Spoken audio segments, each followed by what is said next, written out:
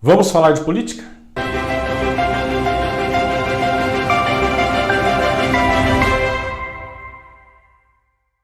Tudo bem, pessoal? A semana em Brasília foi intensa e de muito trabalho no Congresso Nacional. Muitas matérias importantes, mas a gente aqui tem que destacar algumas. E a gente dá início aqui falando do projeto de lei que foi encaminhado pelo governo Jair Bolsonaro, pedindo a autorização do Congresso Nacional para que ele possa gastar mais do que consta do orçamento anual. Ele está pedindo que o Congresso autorize a gastar em torno de 249 bilhões a mais para poder pagar as suas contas.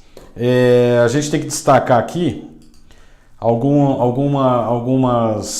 coisas. O governo, se ele não obtiver a autorização do Congresso para poder fazer esse gasto a mais, ele vai quebrar a chamada regra de ouro, que é um dispositivo que consta da Constituição Federal, que proíbe o governo de gastar mais para poder pagar as suas contas, como, por exemplo, salário, benefício de aposentadoria, contas de luz e outras despesas, para que ele possa manter aí a máquina pública, o governo funcionando.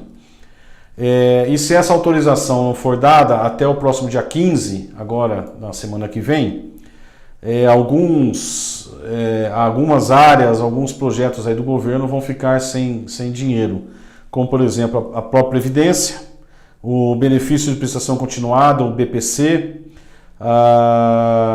a renda mensal vitalícia, o Bolsa Família, o Plano Safra e o Proagro, que são assim alguns dos principais projetos aí do governo, que a gente destacou aqui, que se essa autorização do governo para o governo poder gastar mais, que se não for dada essa autorização, alguns desses programas aqui vão acabar ficando sem dinheiro para que eles tenham continuidade.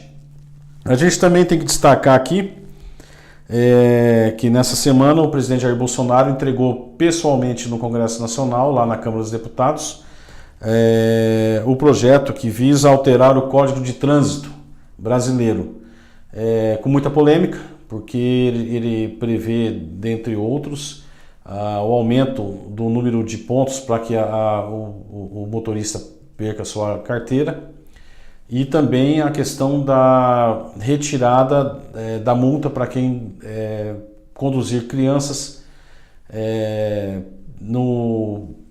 sem a cadeirinha, no veículo sem a cadeirinha. Isso aí está dando muita polêmica, e o presidente da Câmara, o deputado Rodrigo Maia, do DEM do Rio de Janeiro, já adiantou em entrevista de que essa questão da condução de crianças nos carros sem a cadeirinha, que isso aí não passa. Então, assim, é um projeto que ainda vai gerar muita discussão, mas que possivelmente alguns pontos ali que tratam da segurança do trânsito, o presidente Rodrigo Maia já disse que não vai passar. Também a gente tem que destacar aqui a questão da falta de articulação política do governo junto ao parlamento, aos deputados e senadores. Na última quarta-feira, na reunião do Congresso Nacional, que analisou os vetos presidenciais, o líder do PSL no Senado, o senador Major Olímpio, brigou com dedos em riste, inclusive, com a líder do governo, a deputada Joyce Hasselmann, por conta de uma quebra de acordo havido entre eles. Então o próprio partido agora começa e está assim mostrando que uma coisa que a gente já vinha dizendo de que falta conversa, falta diálogo, falta a articulação. E a gente pode destacar também o presidente do Senado, o senador Davi Alcolumbre, do DEM lá do Amapá. Em recente entrevista, eu vou até ler para vocês aqui, ele diz o seguinte: O governo comete todos os dias algum tipo de atrapalhada na coordenação política, na gestão e na relação política. E que esse modelo que o presidente implantou de não se aproximar da política não está dando certo. Ele foi eleito com esse discurso que ia mudar, ia ser diferente, mas acabou a eleição. E ele precisa se aproximar da política. E ele finalizou a entrevista dele dizendo o seguinte: se o governo não tem agenda, e parece que não tem, nós vamos fazer a nossa. E isso aqui entra num outro ponto que a gente já tem destacado, que o presidente da Câmara, o deputado Rodrigo Maia, também já vem reiteradas vezes dizendo que o governo não tem uma agenda, que fora a questão da reforma, do projeto da reforma da Previdência, ele não tem nenhuma outra agenda que foi apresentada para tratar das questões de âmbito nacional, recuperação de emprego, economia e etc. E a gente já tem dito algumas vezes aqui, inclusive com a produção de textos, nosso site lá, que se você não conhece, por favor, acessa lá, que tem vários textos de análise política, contando aí a história recente do país. E a gente tem dito nesses textos de análise que o Brasil vive hoje uma espécie de parlamentarismo, um parlamentarismo branco, onde o protagonismo tem sido exercido pelo parlamento, pela Câmara e pelo Senado. E essa falta de articulação política, essa quase inexistente base do governo dentro do Congresso, permite e força e faz com que o parlamento assuma o protagonismo da agenda Brasil, porque o Brasil precisa de alguém que toque os seus projetos. O governo Bolsonaro não conseguiu fazer esse diálogo entre o parlamento e não consegue tocar a sua agenda. Um dos exemplos, voltando lá à questão do projeto de autorização de verba extra para o governo, é que na comissão mista do orçamento que analisa esse projeto, o governo forçou a suspensão da votação do parecer do relator, o deputado Wildo Rocha, do MDB do Maranhão, porque ele ia perder. E aí a reunião foi marcada agora para a próxima terça-feira, dia 11, e depois, se aprovado, deve ser encaminhado ali para a reunião conjunta do Congresso, que também está marcada para o próximo dia 11. Então, essa falta de diálogo, essa falta de conversa, essa falta de interlocução entre governo e parlamento faz com que o governo não tenha a força necessária e não consiga fazer avançar os seus projetos, a sua agenda. E então o que acontece? O presidente da Câmara e o presidente do Senado assumiram esse papel e eles hoje que estão exercendo, como no parlamentarismo, eles que exercem o governo, enquanto o presidente Bolsonaro está sendo colocado ali como apenas um representante do Estado brasileiro nas suas viagens internacionais. E o parlamento é que toca e que governa de fato a agenda do país. A gente tem que, então, nessa continuidade de raciocínio, falar do Centrão. O Centrão tem sido demonizado aí pela imprensa, tem sido demonizado por parte aí do governo como se fosse um mal a ser combatido. Na verdade, o Centrão está fazendo o jogo dele e dentro das regras que hoje existem nesse chamado presidencialismo de coalizão. O Centrão é um conjunto de partidos que conta aí mais ou menos hoje com em torno de 200 parlamentares e que estão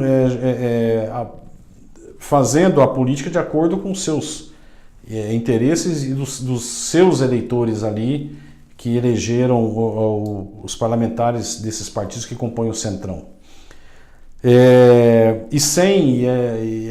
importante relatar, é importante dizer que sem o Centrão, o governo hoje, sem o apoio do Centrão, o governo hoje não consegue aprovar nada dentro do Congresso Nacional. E a gente até fez, nessa semana agora, publicamos uma análise, um texto, com o título A Semana do Dia D, onde a gente faz uma referência ali, já que essa semana comemorou-se o Dia D, que foi o desembarque das tropas aliadas na Normandia, e que ali que começou o mundo, teve uma reviravolta, o mundo a escapar ali das garras do nazismo. E a gente faz uma referência dizendo assim, aqui no Brasil o dia D do governo Bolsonaro se aproxima. Até o início da próxima semana, a próxima semana agora, ocorrerão 2 movimentos importantíssimos para o Planalto, né, o governo, e que merece a nossa atenção. A primeira, que é essa que a gente já falou, que é a questão desse projeto que permite o governo gastar a mais, e o segundo é a própria reforma da Previdência. E por que a gente fala que é o dia D? Porque o governo, como ele não tem base, ele vai necessariamente ter que sentar e ter que conversar. E essa conversa, é bom que se diga, não envolve necessariamente falcatrua, propina e corrupção. As conversas dentro do instinto, desse momento da política, ele não necessariamente não envolve questões não republicanas. Ao contrário, aqui se negocia o apoio, a indicação de cargos e etc. E não quer dizer que isso seja corrupção ou não, compra de votos ou não. Aqui a gente não vai fazer juízo moral, nem estamos aqui para isso. Mas enfim, por que é o dia D do governo? Porque o governo ele vai ter que buscar o apoio dessa parcela de parlamentares que compõem o Centrão. Ele precisa negociar o apoio para que consiga aprovar esse projeto que permite o governo gastar mais, essa verba extra, e consequentemente vai ter que buscar o apoio do Centrão também para que o parecer do relator, o deputado Samuel Moreira, do PSDB de São Paulo, na reforma da Previdência, seja aprovado. O parecer na reforma da Previdência deve ser apresentado agora até na próxima segunda ou terça-feira dessa semana que vem agora, dia 10 ou 11 agora de junho. E para que esse parecer possa vir a ser aprovado, do jeito que o governo quer, ele vai ter que sentar para conversar com esses parlamentares que compõem o Centrão. Não é uma coisa errada, não é uma coisa negativa. Assim, faz parte do jogo da política. E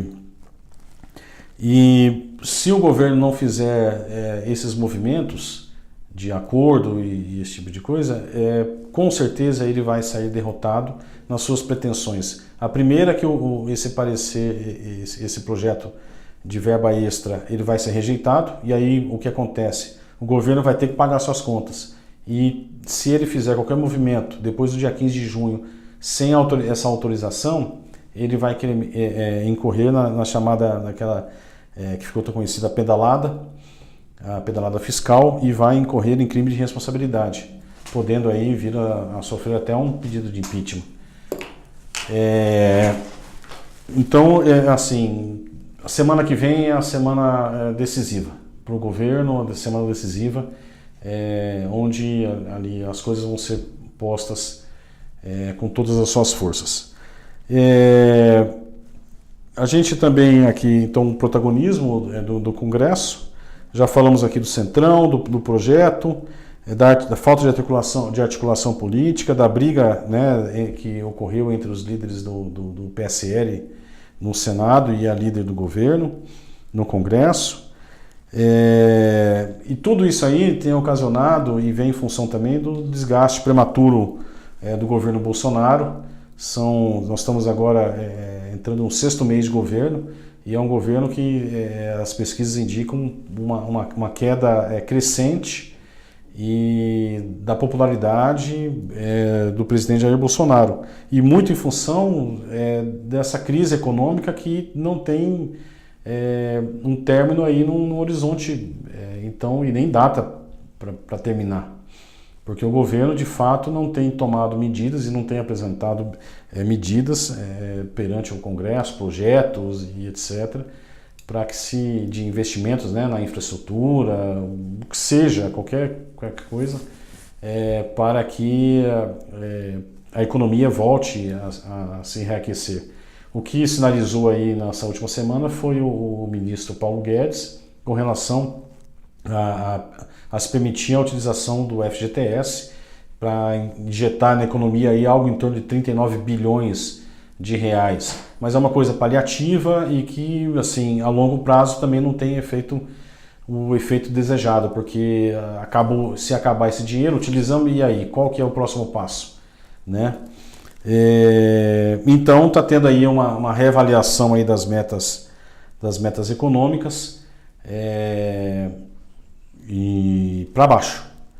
Assim, os índices aí para o próximo trimestre aí do PIB, tudo indica que vão ser piores do que aquela queda de 0,2% que foi divulgada na semana passada. E como a gente adiantou na semana passada também, no último vídeo, que a pauta da economia que ia tomar aí ia tomar conta das matérias e dos jornais. E de fato foi isso que aconteceu. Desde o último final de semana, os grandes jornais aí, Estado, o Estadão, a Folha, o G1, o Globo, o Valor Econômico, todos eles, essa semana toda, trataram e tomou grande parte da pauta a questão da economia, né? Essa falta de projetos, a falta de indicação de uma retomada da economia e do crescimento. E a gente também, no último vídeo, eu prometi para vocês que a gente ia falar do texto da Veja, da revista Veja, que tinham me soprado aqui nos ouvidos que seria uma matéria bombástica e etc. Mas o que se viu, na verdade, foi uma matéria que, assim, sem muita pretensão, com muitas ilações, levantando muitas dúvidas, mas nada de concreto. A matéria chamava O Centro do Centrão, e aí ela vai falar aqui algumas coisas dos partidos do PP, do PL, do PSD, PRB, PTB, Solidariedade, o DEM, e aí vai falar de alguns líderes aqui, do Agnaldo Ribeiro, o Arthur Lira e o Elmar Nascimento, que são os líderes aqui, alguns dos líderes do Centrão, parlamentares. E o que acontece? Uma matéria que ficou ali levantando questões já batidas, de algumas denúncias, isso e aquilo, e não teve nada demais, e tanto que não teve nem qualquer tipo de repercussão fora essa própria reportagem aqui. Então, assim, o que eu prometi para vocês que eu ia falar, eu já estou dizendo aqui, e é isso. Eu queria pedir para vocês, se quiserem, façam perguntas aqui no nosso canal, que eu prometo respondê-las na próxima semana. As perguntas que vocês tiverem dúvidas sobre o processo legislativo, como é que funciona um projeto de lei, uma proposta de emenda à Constituição, como que acontecem as votações, ou dúvidas realmente sobre o cenário da política, quem são líderes, quem não, os personagens, etc. Eu estou aqui para poder responder as dúvidas de vocês e o que vocês tiverem aí de curiosidade até, de alguns bastidores aí da política. Se não for nada constrangedor, eu até prometo responder para vocês. Bom, é isso, pessoal. Não se esqueçam de inscrever no nosso canal, de apertar ali aquela sinetinha ali para que vocês possam ser avisados aí dos nossos vídeos, e nos sigam nas redes sociais e nos ajude aí a divulgar essa questão da política, que eu acho que é um assunto que o brasileiro tem que aprender a lidar com esse assunto de uma forma muito tranquila, e para que ele possa inclusive interagir mais e ajudar aí na condução do crescimento do país. E é isso. Se você quer entender de política, como eu já disse, se inscreva no nosso canal e nos siga nas redes sociais. Um abraço!